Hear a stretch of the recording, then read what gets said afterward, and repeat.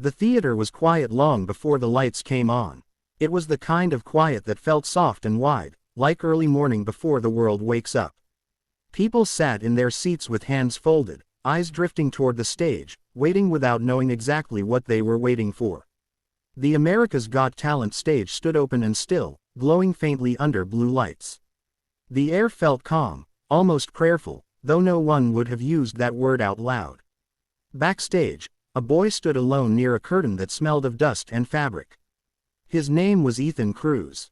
He was 13 years old. He was small for his age, with careful eyes and hands that stayed close to his chest when he was nervous. His parents called him Filipino American, but he always just thought of himself as a boy who loved to sing. He wore a simple white shirt and dark jeans. Around his neck hung a small wooden cross on a thin string. He touched it once, gently, as if reminding himself it was there. Ethan had grown up in a small apartment with music always floating through the rooms. His mother sang hymns while cooking. His father played old worship songs on a cracked phone speaker. On Sundays, the church was filled with voices that were not perfect but honest. Ethan learned early that singing was not about showing off. It was about telling the truth with sound. When he sang, he felt less afraid of the world. But the world had started to feel heavy lately. School was not easy. Other kids laughed at his soft voice and his quiet faith. Some called him strange. Some asked why he still believed in God when bad things happened all the time. Ethan did not know how to answer them. He only knew that when he sang, the questions became smaller. When he saw the sign-up page for America's Got Talent, he stared at it for a long time.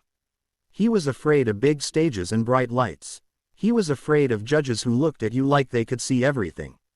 Especially Simon Cowell. Ethan had watched him on TV, sharp and honest, sometimes kind, sometimes not. Ethan wondered what Simon would see when he looked at him. The song Ethan chose was not safe. It was a song people whispered about online, calling it the song the devil wrote. The lyrics spoke of temptation, doubt, darkness, and pride. Many said it was dangerous. Others said it was misunderstood. Ethan did not hear it that way. When he first heard the song, late one night with headphones on, he felt sadness inside it, not evil. He felt a voice that had lost its way. Ethan prayed before choosing it. He asked God if it was wrong. What he felt in his heart was not fear, but peace. He believed light could exist inside any darkness, if someone was brave enough to bring it out. Now, backstage, a stagehand gave him a gentle nod. "You're up next, Ethan." Ethan breathed in slowly. He thought of his mother's smile, his father's quiet strength, and the church walls filled with singing voices. He stepped forward. The stage lights came up slowly, like a sunrise. Ethan walked to the center and stood still. The judges looked at him. Howie Mandel leaned forward with curiosity. Heidi Klum smiled softly. Simon Cowell sat back, arms crossed, eyes sharp and unreadable. "What's your name?" Simon asked. "Ethan Cruz," Ethan said. His voice was steady, though his heart was racing. "And how old are you, Ethan?" "I'm 13. Simon raised his eyebrows slightly. "And what will you be singing today?" Ethan paused. The audience leaned in. "I'll be singing a song some people say is the song the devil wrote," he said gently.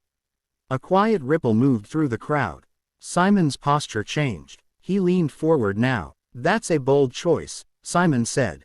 "Why that song?" Ethan swallowed. "Because I believe even the darkest songs are really about someone looking for light." The room fell still. Simon did not smile. He did not frown. He only nodded once. "All right, let's hear it." The music began softly, almost like a heartbeat. Ethan closed his eyes. For a moment, he was not on a stage. He was back in his room, singing quietly so the neighbors would not hear. When he opened his mouth, the sound that came out was gentle and clear. His voice did not push. It floated. Each word landed carefully, like it had been placed there with care. He did not sing the song with anger or pride. He sang it with sadness and hope mixed together. The lyrics spoke of choices and consequences, of power that costs too much. But in Ethan's voice, they sounded like a warning, not a celebration. He softened the sharp edges. He slowed the rhythm. He let silence sit between lines, giving the words time to breathe. The audience did not move. Some people closed their eyes. Others felt something tighten in their chest. It was not fear, it was recognition. As the song continued, Ethan lifted his head and opened his eyes. He looked out at the crowd, not to impress them, but to share something honest. His voice grew stronger, not louder, but deeper. It carried weight without force. Simon Cowell stopped blinking. His arms slowly uncrossed. His face, usually full of reactions, became completely still. It was as if time had paused just for him. He listened without judgment, without defense. Halfway through the song, the gentle twist arrived.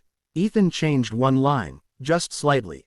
Where the original lyric spoke of surrender to darkness, Ethan's voice turned it into a question. A quiet question, asking if it had to end that way.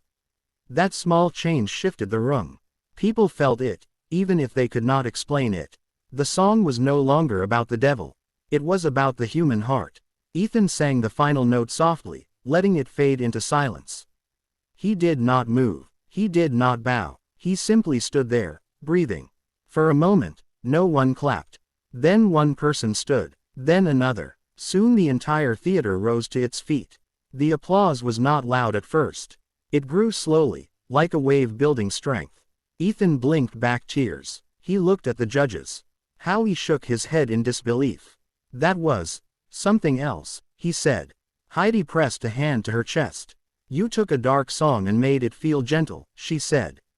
That's very rare. Simon Cowell remained silent. The room waited. Finally, Simon leaned forward.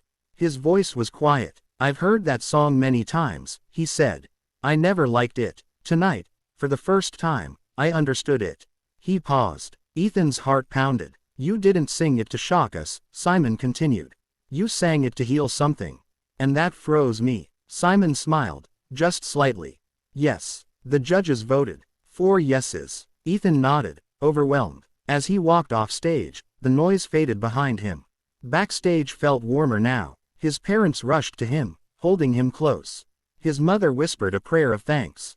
His father said nothing, only held him tighter. Later that night, Ethan sat alone again, cross warm in his hand. He did not feel like a star.